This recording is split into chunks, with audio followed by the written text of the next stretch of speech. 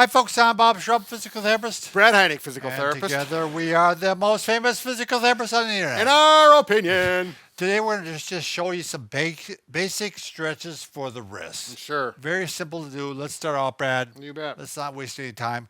Wrist extension. So that means you're lifting the hand up. So what's good to do with this is actually take the other hand. Now, do you grab the whole hand or you grab just the fingers? I go just above where the knuckles are. Sure. But not at the tips of the fingers. And you can, but, you know, they say that puts more stress on these smaller joints. Oh, sure. But, you know, if you want to. You're a little overpressure. Keeping the wrist bent, but the elbow is straight. Yep. All right. Wrist flexion. And I like Brad does this. He does a twist. Down and then twist out. Yep. It really puts a... That gets a little more of these Yep. extensors. Yep. You know, Bob, for the extension, I do like to actually do this. Oh, sure. And that is a little more aggressive for me. We're going back to the first one again. Yeah, just a little pearl. Yeah. I don't like that term, pearl. Just a little trick. Pearl of wisdom. Pearl of wisdom, yeah, okay. All right. I'm pearless. We'll do the wrist flexion again to the twist. Sure. Now, supination, believe it or not, that's something the wrist does. And that means you actually take your palm down and go palm up. You know how I remember that? Soup. Yeah, because you have a bowl of soup. You Yep. hold it like this. That's how I remember too. Yeah.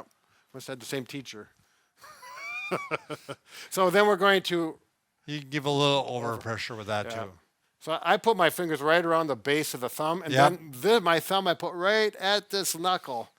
That's the kotegaeshi. Is a Japanese term. So he's not just making this up. I'm not. He used to be a martial arts instructor. Yeah. And This is a wrist lock, and it's a nice stretch too, so you don't have to hurt yourself. It stretches.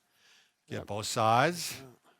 And then that was supination, palm up, but pronation is palm down. Okay. So you start palm up and go palm down. Yeah. So what is that called? You know, it's Iki or Nikyo. We're going to have some people that know Japanese or taken Aikido, and they all know that's the form. I'm a little rusty on. Ikkyo.